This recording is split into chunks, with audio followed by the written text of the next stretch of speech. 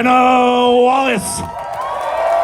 Man, I tell you what, Johnny, they say Bill Murray's backstage. I just got goosebumps. Carl Spagler. Who you gonna call? Ghostbusters. Hey, hang out here for a long time, man. He's here. Yep, and he also can do your golf course grass too. He's Carl. Yeah, do it. The Cinderella boy. He was the Cinderella boy at one time. Guys, we're fired up for racing, man. This is one of the greatest events year in and year out, and Kenny Wallace, now Worldwide Technology Raceway, has earned the right to have a playoff race, guys. This is big. Hey, I mean, God ordered this weather. We are so thankful, like he said. Rusty did? Your brother Rusty? Rusty? Yes. That's Rusty's nickname. Like when Roger Penske's coming, Rusty goes, clean the shop up, Roger's coming. I'm like, damn. When Rusty talks, you think E.F. Hutton talks, everybody's listening. When Rusty talks, I get nervous. I tell my girls, I say, Uncle Rusty's coming. Oh, God, give me the vacuum cleaner. All right, Johnny, we got them backstage waiting. Yep. And they love St. Louis. All I hear is the reason they like St. Louis, all these drivers, is because they do it right here. We had City STL soccer. We got the Cardinals. We got Kenny Schrader racing last night at Peebly. And we have the Wallace family. I tell you what, we got last week's winner backstage right now. You ready to roll? I'm ready, and I want to get video too. Oh, you gonna do it right? Well, yeah. You gonna introduce if I can know how to run this thing. These newfangled phones, what do you press? I don't know how to run this thing, but I got it. I'm ready, Kenny. Look at this. Ladies and gentlemen, he's won back-to-back Southern 500. He's the pride of Indiana, Chase Briscoe! What's happening? Look what you doing, the cowboy walk. Yeah, I don't know about that. You walking out here like Harry Gant. Hey, I think you walk a little funny, though, after racing at Darlington, don't you? What a tough racetrack, Chase. But that's, I think when people look at some of these big racetracks, it's kind of a team victory. It's always a team win. But when you win at Darlington, is that one a little bit more on the driver's shoulders? I don't know. I mean, they're definitely all team wins. And Darlington, just the Southern 500 in general, I feel like it's one of the hardest races to win just because, every weekend it takes it all, but there especially, you're doing so many pit stops. I think we had 11-something pit stops last week. Your car has to be good on the short run, the long run. And just the car goes through so many phases there from day to night and everything else. So yeah, it's pretty cool to just even honestly race in the Southern 500, let alone win it. Yeah, it was definitely a special weekend for sure. Crown jewel, okay? So much to talk about that Southern 500, but I'm going to get in the seat with you. They're waving the white flag. We come up with two. It's uncomfortable. You look in your mirror. You see Tyler Reddick breathing. Take the fans and myself. You know he's going to dive bomb you. Yeah, I definitely knew he was going to dive bomb me. I knew though that in 3 and 4, at least at Darlington, on the long run, as long as you just don't get in the fence, it's really hard, truthfully, for somebody to pass you just because there's no grip once you get, below the wall. So I knew as long as I just made a decent corner and didn't plug it into the fence, I'd be all right. But yeah, Tyler truthfully got way closer than I thought he would. I think he was probably 3 or 4 car lengths back, and he was 2 inches away from getting into my left rear quarter panel. So yeah, it was definitely a good race. It was way harder than it needed to be at the end. But yeah, he was just really fast there at the end. I just didn't really have much left in the tank. It would have been interesting if it was 5 more laps for sure. Johnny, I don't mean to interrupt you, but I got to acknowledge this. Listen to this, everybody. Darlington, the track that's too tough to tame. He led 309 laps. And Johnny, it's like the St. Louis Blues. We played all these games, and it comes down to the last game. It comes down to the last corner. That's insane. Yeah, it is crazy how you can run 500 miles, right? And it comes down to, I think the margin of victory is maybe 0.2 of a second. That's crazy. And then just in general, I've been fortunate to win at Darlington 3 times now, and all 3 of them came down to literally the last corner. So yeah, of all the places to do that, I definitely felt the most comfortable there out of anywhere we could go, just because I've truthfully been in that position more than anywhere else in my career. So yeah, just it was weird not doing it against Kyle Busch because that's what it's been my other 2. But yeah, Tyler was really good as well. So Chase, people in the media always like to say when someone gets a win or if you're locked in or something, you're resting easy, you're calm. But I don't think going into any given Sunday in the Cup Series, you can really be calm because there's always something to gain, isn't there? You're on to the next round. You know that. There's got to be a little bit of relief in that. But still, you guys got to go out and fight because you're not here to run 35th. You're here to win. Yeah, for sure. I mean, we're definitely coming here to win. And I think, especially in the playoffs, you just can't take a week off in general. You got to keep your foot down and, really keep the pressure on everybody else. And once you get that confidence, you get that momentum, you want to keep it rolling. So, yeah, I was telling our guys yesterday, I hope we lead every lap today. It'll be a little bit harder. We don't start on the front row. But, yeah, I hope we can obviously go and put another solid day together. That's the thing about the playoffs and just racing in general. That momentum comes and goes throughout the season. And obviously right now we have it. We just want to keep carrying that on now. Chase, every race is special. Every race has its own thing, but there's so much that goes into this weekend. This track, the way it came about, the way they revived it, the fans that are out here in this area of the country, and the competition on the racetrack. What's special about this weekend, this event, and this track for you? Yeah, I've always loved coming here. I tell people all the time, like the St. Louis area is such an underrated motorsports region. That's right. Like they're just there's just so many. I mean, there's so many racetracks. You have Tri-City, you have Jacksonville, you have Lincoln, you have Wayne County, you have Wayne City, you have Del Run. Like you just have, you have Peabody.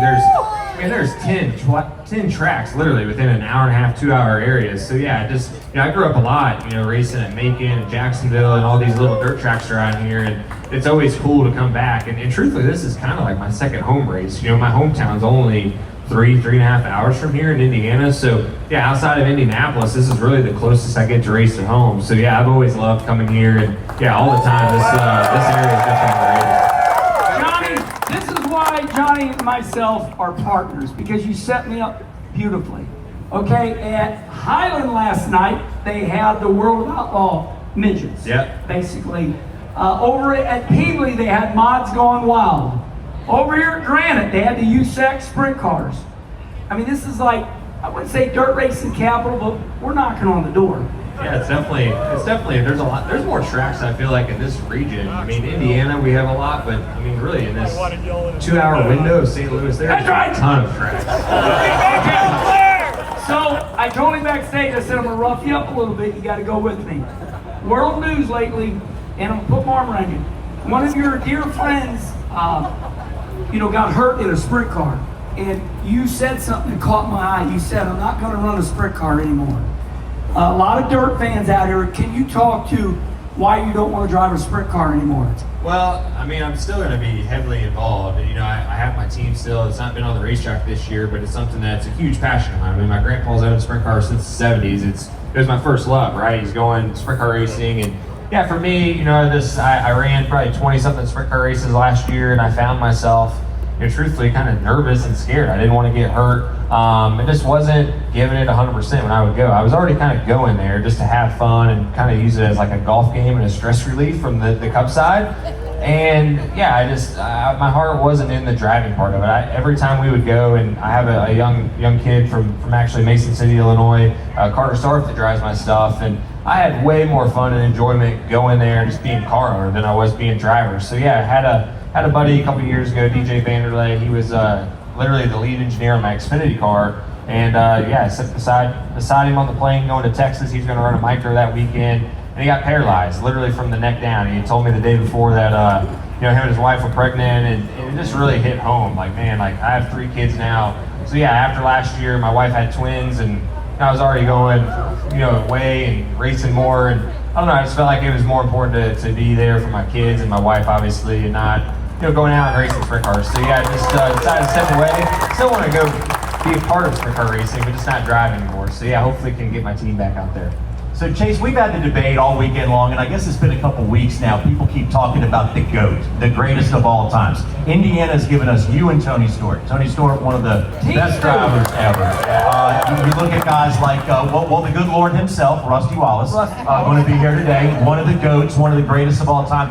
When you look at that in racing from growing up, and you look at the guys that were on the top of the heap, who did you look to as being somewhat the GOAT? I mean, for me, it was Tony Stewart, just because I grew up in Southern Indiana. Tony grew up 45 minutes from where I grew up. He grew up racing sprint cars, and Yeah, so for me, Tony was always that guy. Steve Kinzer grew up 25 minutes from where I was from, so Steve Kinzer, is probably the GOAT of sprint car racing. Yeah. Jack Hewitt was somebody that I always looked up to. Dave Darlin, he's Hold a on, USAC guy. hold on. I gotta say do Jack it. Hewitt. I would make my producer so mad. Yeah, don't do it, Kenny. Riding high, not afraid to die. Can he do it? Jack Hewitt! Yeah, Hewitt was one of my heroes. He drove for my grandpa for 2 years, and just hearing the stories of them going up and down the road, Hewitt's probably one of my favorite individuals in life. So yeah, Do it, Hewitt. Oh yeah. So yeah, there's a lot of guys out there that are up there, but we see different eras of racing, I think, and different guys. It's just kind of hard to say who the GOAT is because Richard Petty raced in a different era. But one thing, Chase, I don't think you can really debate much is, guys, we look week in and week out. The margin of victory has changed so much over the last couple of years, and we're probably going to see one today. That small margin of victory we see now, it used to be 5-10 guys maybe could win one of these races. Guys, we're talking about 25 winners week in and week out. This competition level, Chase, is huge. Yeah, it's definitely tight, unless we're road course racing and SVG wins by 30 seconds. But on the ovals, it's been crazy tight. This is the field. Honestly, yesterday was probably the biggest gap I've seen in qualifying in a long time, and it was only, I think, a second from literally first to dead last, where a lot of the time we go places, Martinsville, it'll be from first to 30th, it'll be 0.3 of a second. Like, it's just crazy how tight the field is, and that's why it is harder to pass today, just because we're all so fast and we're all so close. So yeah, it'll be an interesting race today, just because the track's going to widen out. It's going to do a lot of things different, but yeah, I'm sure the margin of victory will certainly be close. Okay, how many race car drivers do we have out here? Raise your hand. All of There's them. one. Okay, no, the answer is you all Future drive GOAT. a race car from your couch, right? I can't believe he does it. Hey, I'm gonna tell you what, I've never seen you throw out that many towels. You were out of breath. You were awesome. Okay, we got more. Okay, we're going, take us around this racetrack now. I know when we're down, towards turn one, we hear all the shifting going on. Give us all a preview. We got sequential shifting, right? Yeah. Okay, take us down in turn one. I want y'all to hear him real good. Who's got scanners today? Okay. All right. Oh yeah, that's a must. Lift them up a little bit. All right, let's go down this front straightaway. Yeah, so this racetrack is honestly really just odd, right? Like, when you look at it from the Google Earth, it kind of looks really similar to Darlington, just from the shape of it, but it's totally opposite. Turn one, you're going down there, and it feels like you're absolutely flying. You're probably running 180 something mile an hour, and yeah, you go from fifth gear, you slam on the brakes as hard as you can. It's as similar to road course style braking that we get anywhere on an oval. You're on the brakes as hard as you can possibly push it, downshift from fifth to fourth, then from fourth to third, and then you just kind of go in there and decide where you want to run. You're seeing in the race today, I think we'll be almost all the way up to the fence in 1 and 2, or you can be all the way down on the curbing, come off the corner, it'll be sliding and doing all kinds of weird stuff because you have so many RPMs. From third to fourth to fifth, down the straightaway, you're just bouncing all over the place. I don't know how many of you guys watch practice, but you're just literally just doing this the whole straightaway. The old pit gate, the pit gate comes across and you're just bouncing the whole way down through there. Then you go into 3, and it's this really long, really flat, kind of sweeping corner, and you have some options there too, where you can kind of run on the bottom, the top. But I feel like that's where you see most of your passes at least start, is in 3 and 4, because the balance of your race car, that's where it really is a huge difference maker. So you'll see guys kind of run up the racetrack, get a big run, and then you're down to 4th gear in 3 and 4. Late in the run, you might go to 3rd gear there as well, but here at this racetrack, you're extremely busy just because you're shifting so much. Your back kind of hurts, I feel like, after this one, just because of the amount of brake pressure you use in this place. It's not an easy racetrack. It's, like I said, it's kind of an odd one because it is so different from everywhere else we run, so the car doesn't really drive that great, so kind of makes it fun. So we're gonna do something we never do, because Wendy Venturini usually helps us. 1 or 2 people out in the crowd have a question for back-to-back Southern 500 winner, Chase Briscoe. Who has a question? Right. I want to ask you, buddy. How much pressure on the first Southern 500? I would say the pressure was way higher the first Southern 500 than the second one. just because, you know, it is a crown jewel, you want to win a crown jewel, but really just the whole, everything that went into that one. You know, the Stewart-Haas was closing down. You know, we had literally good point. 10 races left till the company didn't even exist anymore. Wow, think about that. Your team's Yeah, closing. you felt like, you know, obviously I went to the shop leading up to, and that was our last race to make the playoffs. And if we don't make the playoffs, people are literally going to start leaving Monday because they know there's no shot to race for a championship. So we'd already lost, I want to say in the span of 4 weeks before that, like 40 people. And if we didn't win that race, I felt like we were going to lose another 40. And just the pressure of, you know, all 300 employees, that one definitely was way more, I would say, pressure packed. Well, Chase, we got to let you go. One of the true good guys in racing, folks, is Chase Briscoe. And before we go, a real quick question as a car owner. If you own 2 quarter midgets, do you have a half a midget? Yeah, I mean, math would tell you we in did. there. Okay, I just want to clear that up. Yeah, I love it though. Thank you. Yeah, thank you guys. Thanks, Chase. Good luck. Yeah. Go get him. Thank you. And you could well be talking about your winner right there. This guy's on a roll right now. And as cautions breed cautions, winning breeds winning. That's true. You win one, you win another one.